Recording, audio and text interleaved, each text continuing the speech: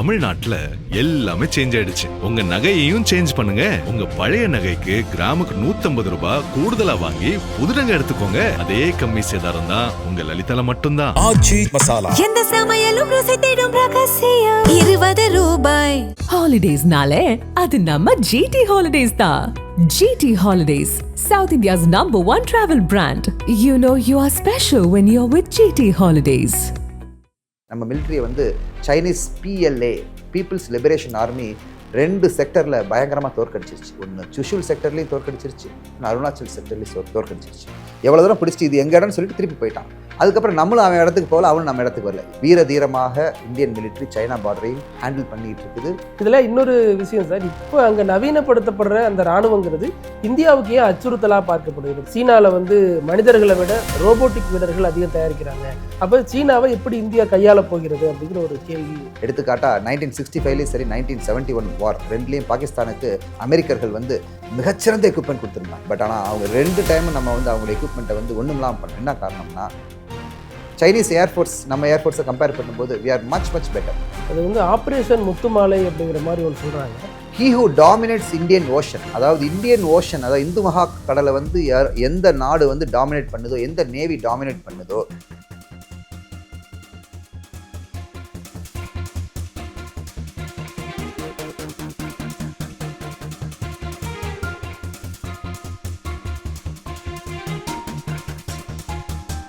இப்போ அவங்க என்ன நினைக்கிறாங்க, நம்மளுடைய எதிரி வந்து எக்கனாமிக் எதிரி, அவங்களோட எதிரி யார்? USA. அண்ட் மிலிட்ரி எதிரி யார்? இந்தியா. கொஞ்சம் அந்த பக்கம் ஃபார்மோஸ், அதாவது ஹாங்காங், அந்த அந்த தட் சைட், அதுவும் கொஞ்சம் சவுத் சைனா சி, இப்படி பார்க்குறாங்க. அண்ட் இந்த இதில் ஒரு பெரிய இந்தியா என்ன தப்பு செஞ்சிருச்சுன்னா, நம்மளும் அப்போ கொஞ்சம் சோஷியலிஸ்டிக் பென்ட் ஆஃப் மைண்ட் இருந்தது. நம்மளுடைய honourable previous prime minister, erstwhile prime minister Nehru என்ன செஞ்சார், அவர் சோஷியலிசத்தை வந்து ரொம்ப ரொமான்டிக்காக பார்த்தார். அவர் என்ன நினச்சாருன்னா, நம்ம சோஷியலிசத்தினால தான் நம்ம இந்தியாவுக்கு அதாவது தீர்வு கிடைக்கும் அப்படின்னு சொல்லி எந்தெந்த நாடுகள்லாம் சோஷியலிசத்தை சப்போர்ட் பண்ணுது, யூகோஸ்லாவியா, சம்வாட் ஈஜிப்ட், இந்த சைனா, ஈஸ்டர்ன் யூரோப்பியன் கண்ட்ரிஸ் கூட ரொம்ப அலைண்டாக இருந்தார். ரஷ்யா கூட அலைண்டாக இருந்தார். இந்தி சீனி பாய்லாம் கொண்டு வந்து நம்ம சைனாவுக்கு வீட்டோ பவர், யூஎனில் சீட்டும் வீட்டோ பவர், செக்யூரிட்டி கவுன்சிலில் பர்மனன்ட் சீட்டு வீட்டோ பவர் வாங்குறதுக்கு இந்தியா ரொம்ப ரொம்ப ரொம்ப காரணமாக இருந்தது. வித்தவுட் ரியலைசிங் இந்த பாம்புக்கு நம்ம பால் ஊற்றி வளர்த்தோம்னா நம்மளே அது கொத்திருங்கிறது வந்து நம்ம முன்னோர்களுக்கு தெரியாமல் போயிடுச்சு. ஸோ அந்த சிக்கல்லேருந்து வெளியே வர்றது ரொம்ப கஷ்டம். இந்த மீன் டைம் 1962 என்ன செஞ்சால், India was not ready for any major military power. India வந்து என்னது, அப்போ வந்து இந்தியா இந்தி சீனி பாய், நமக்கு வந்து சமாதானம் தான் முக்கியம். நம்ம சுவிட்சர்லாந்து மாதிரி, ஒரு ஸ்வீடன் மாதிரி, ஒரு லைச்சிஸ்டான் மாதிரி, இந்த மாதிரி நம்ம நாடுகள் மாதிரி என்ன செஞ்சிருவோம், நமக்கு மிலிட்ரியில் கான்சன்ட்ரேட் பண்ண வேண்டாம், நம்ம உள்நாட்டில் டெவலப்மெண்ட்டை கான்சன்ட்ரேட் பண்ணுவோம்னு சொல்லி மிலிட்ரிக்கு வந்து அந்த டயத்தில் இருந்த minister, defence minister mister Krishna Menon and also the defence secretary கால்னு சொல்லிட்டு ஒருத்தர், அவங்களாம் என்ன சில இம்பார்ட்டன்ஸ் கொடுக்காதனால நம்ம மிலிட்ரியை வந்து Chinese PLA peoples liberation army 2 செக்டரில் பயங்கரமாக தோற்கடிச்சிருச்சு. ஒன்று சுஷுல் செக்டர்லேயும் தோற்கடிச்சிருச்சு, இன்னும் அருணாச்சல் செக்டர்லேயும் தோற்கடிச்சிருச்சு. இந்த 2 செக்டர்லேயும் நம்ம பின் வாங்கினோம். ஆனால் அவன் என்ன செய்யலை, நம்மளை வந்து அந்த இடத்த பிடிக்கல, அவன் பின்னாடி விட்டுட்டு பின்னாடி போயிட்டான். என்ன செஞ்சுட்டான், எவ்வளோ தூரம் பிடிச்சிட்டு இது எங்கள் இடம்னு சொல்லிட்டு திருப்பி போயிட்டான். அதுக்கப்புறம் நம்மளும் அவன் இடத்துக்கு போகல, அவனும் நம்ம இடத்துக்கு வரல. இதுவரையிலும் என்ன, அந்த கல்வான் வர்றவர்களும் சைனீஸ் வந்து ஒவ்வொரு வருஷமும் 2 வாரம் 3 வாரம் தன்னுடைய பார்டரில், அந்த பார்டர் பில்லர் இருக்குது, பிபின்னு சொல்கிறது, பார்டர் பில்லர்ஸ், அந்த பிபியில் வந்து பார்த்து இங்கெல்லாம் செக் பண்ணி எல்லாம் வைன் பண்ணிட்டு போயிடுப்பாங்க. ஆனால் கல்வானுக்கு அப்புறம் என்ன ஆயிடுச்சு, இப்போ ஐபால் டு ஐபால் கான்டாக்ட், எல்லாம் 2 பேர், நம்மளும் அங்கேயே நிற்கிறோம், அவனும் அங்கேயே நிற்கிறாங்க. அந்த மாதிரி. ஸோ இது வந்து இதை தான் நம்ம political parties as well as strategy and tactical knowledge இல்லாதவங்க என்ன நினைப்பாங்க, அவ்வளோ தள்ளி இருந்த சைனா அவ்வளோ தூரம் பிடிச்சிட்டானே, புரியுதுங்களா? என்ன நினைக்கிறாங்க, அவ்வளோ எப்போவுமே அங்கே இருப்பான், அவன் இங்கே வந்துட்டானே, அப்போ என்னது எஃபெக்டிவ்லி கிடையாது. நம்ம LAC line of actual control, நம்ம லைன் ஆஃப் ஆக்சுவல் கண்ட்ரோல் என்றைக்குமே அங்கே தான் இருக்குது. நம்ம என்ன செஞ்சோம், லைன் ஆஃப் ஆக்சுவல் கண்ட்ரோல் பக்கத்தில் ஹக் பண்ணி இருந்தோம். அவன் வந்து வருவான், 1 வாரம் 10 நாள் இருப்பான், இருந்துட்டு அப்புறம் போயிடுவான் வருஷத்தில். அவங்க வந்து சென்ட்ரலி லொக்கேட்டட் மிலிட்ரி டிஸ்ட்ரிக்ட்ஸ் வருவாங்க. ஆனால் கல்வானில் என்ன ஆயிடுச்சு, 2 பேர் சண்டை போட்டுக்கிட்டதுனால அவனும் என்ன செய்து அங்கே வர ஆரம்பிச்சான். ஸோ இப்போ ஒரு லேமேனுக்கு என்ன நினைப்பான், 10,000 கிலோமீட்டர் எடுத்தான், 5,000 கிலோமீட்டர் சதுர மைல் எடுத்தாங்க. So of course Indian military is very properly and very effectively and very வீர தீரமாக இந்தியன் மிலிட்ரி சைனா பார்டரையும் ஹேண்டில் பண்ணிகிட்டு இருக்குது. காப்பாற்றிக்கிட்டு இருக்குது, அதை வந்து ஸ்ட்ராங்காக வந்து தடுத்துக்கிட்டு இருக்குது. So it is a major misnomer. நான் சோஷியல் மீடியாலையும் பார்க்குறேன், மெயின் ஸ்ட்ரீம் மீடியாலையும் சில மீடியாலையும் பார்க்குறேன். ஹிந்து மாதிரி பத்திரிகைகள் என்ன ஒப்பீனியன் வருதுன்னா, அதாவது thousands of square kilometre Chinese என்ன செஞ்சுட்டாங்க, இந்த பக்கம் பிடிச்சிட்டாங்க. அந்த மாதிரி கிடையாது. எல்ஏசி அவங்க வந்து ஒன்ஸ் அப்பான் அ டைம் ஒரு, அதாவது பிஃபோர் கல்வான் வந்து டியூரிங் ஆப் அலர்ட்னு சொல்கிறது, ஆப்ரேஷனல் அலர்ட், அந்த சீசனில் ஒரு 15 நாள் 21 நாள் என்ன செய்வாங்க, வந்து இருந்துட்டு ட்ரென்ச்சஸ் எல்லாம் பார்த்துட்டு அவனுடைய இதெல்லாம் டார்கெட்லாம் ரெஜிஸ்டர் பண்ணி மார்க்கெட்லாம் பண்ணிவிட்டு திருப்பி போயிடுவாங்க. திருப்பி எங்கே போயிடுவாங்க, 70 கிலோமீட்டர் 80 கிலோமீட்டர் உள்ளுக்கு இருக்கிற அவங்களுடைய பாசறைக்கு போயிடுவாங்க. நம்ம அது மாதிரி இல்லாமல் நம்ம அங்கேயே வச்சுருந்தோம். ஆனால் நம்மளும் அவன் இடத்துக்கு போக மாட்டோம், அவன் நம்ம இடத்துக்கு வரமாட்டான். ஆனால் கல்வானுக்கு அப்புறம் என்ன ஆயிடுச்சு, அவன் அவங்க பாசறையில் இருந்து என்ன செஞ்சான், அவன் முன்னாடி வந்து நம்ம மாதிரி அவன் டிப்ளாய் ஆகிட்டான். So it is almost like India Pakistan border மாதிரி இந்தியா சைனா பார்டர் ஆகிடும். ஒரு சாதாரண ஒரு கேள்வி, சீனான்னு தான் கேட்டேன். நீங்கள் ஹிஸ்ட்ரி, ஜியாகிரஃபி, வரலாறு எல்லாமே சொல்லிட்டீங்க சார். இதில் இன்னொரு விஷயம் சார், இப்போ அங்கே நவீனப்படுத்தப்படுற அந்த இராணுவங்கிறது இந்தியாவுக்கு ஏன் அச்சுறுத்தலாக பார்க்கப்படுகிறது? ஏன்னா இப்போ சில வீடியோக்கெல்லாம் வெளியாகுது, சீனாவில் வந்து மனிதர்களை விட ரோபோட்டிக் வீரர்கள் அதிகம் தயாரிக்கிறாங்க, அது வந்து உயிர் சேதமே இல்லாமல் அளவுக்கு அவங்க அடுத்த கட்டத்தை நோக்கி நகர்ந்துட்டாங்க. அப்போ சீனாவை எப்படி இந்தியா கையாள போகிறது அப்படிங்கிற ஒரு கேள்வி இருக்குது சார். வார்ஃபேர் வந்து சண்டை எக்யூப்மெண்ட்டால் சண்டை போடுறது கிடையாது.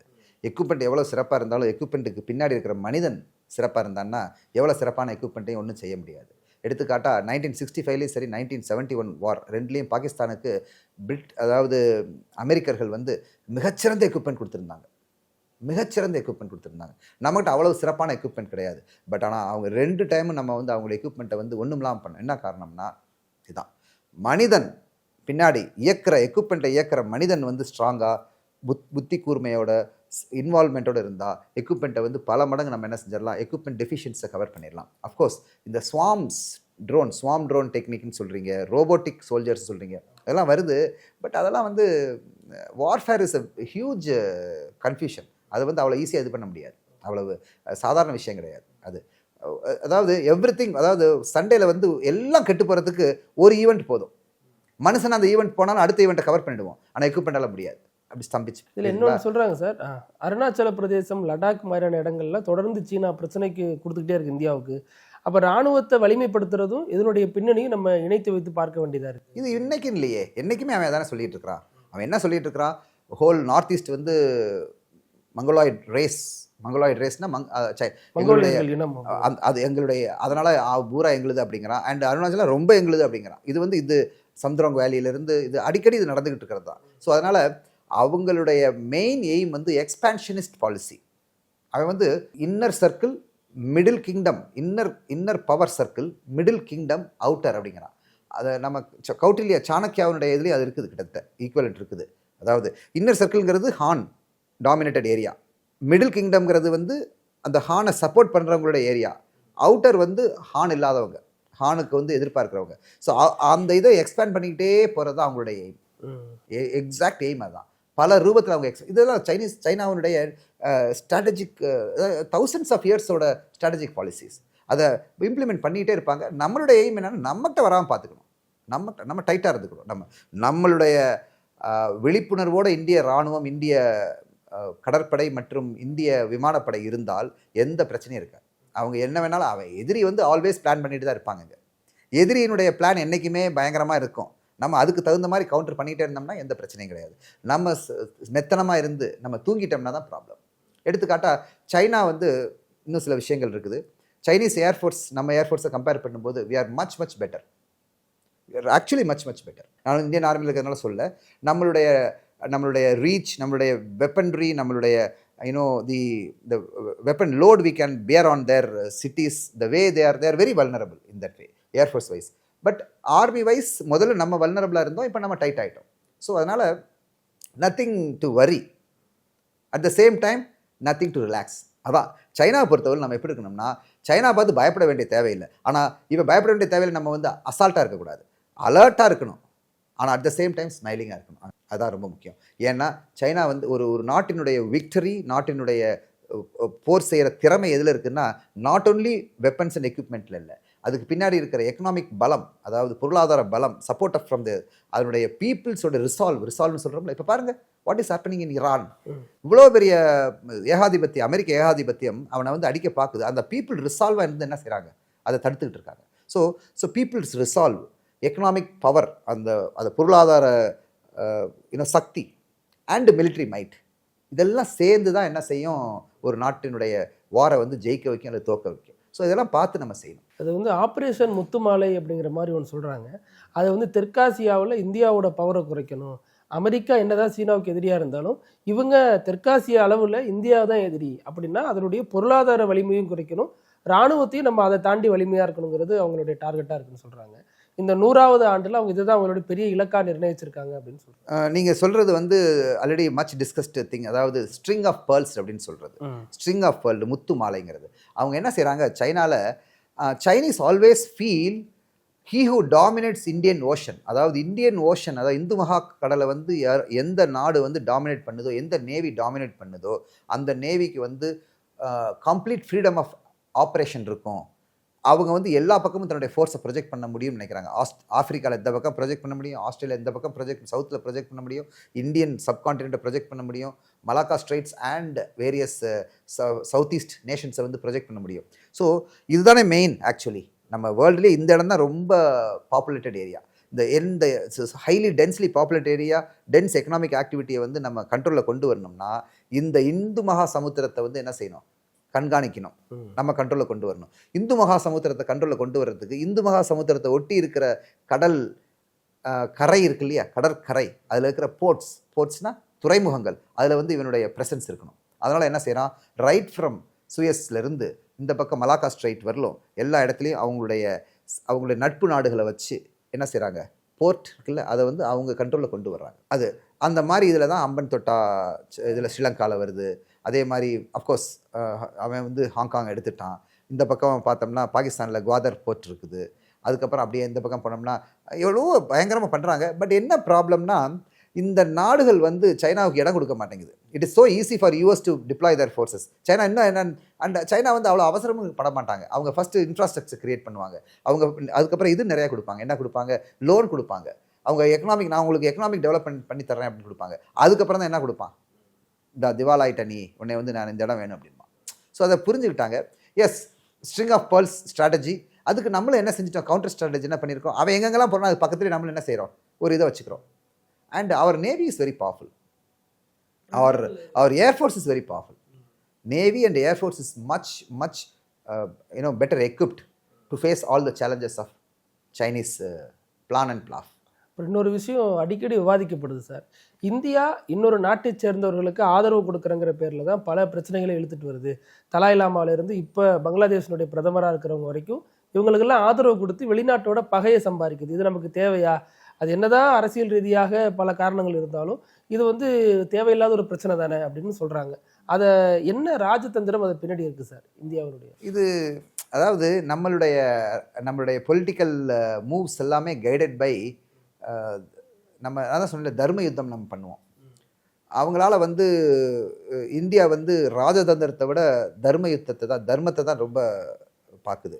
நமக்கு லாஸ் ஆனாலும் பரவாயில்ல, தர்மம் தலை காக்கணும் அப்படிங்கிற ஒரு எம்ஜிஆர் படத்தை பார்த்தா எப்படி இருக்குது, அவர் அடிபட்டாலும் பரவாயில்ல, அங்கே விழுந்து கிடக்கிறவங்க தூக்கணும்னு நினைக்கிறார்ல, அந்த அப்ரோச்லேயே தான் இந்தியா வந்து என்றைக்குமே மூவ் பண்ணும்.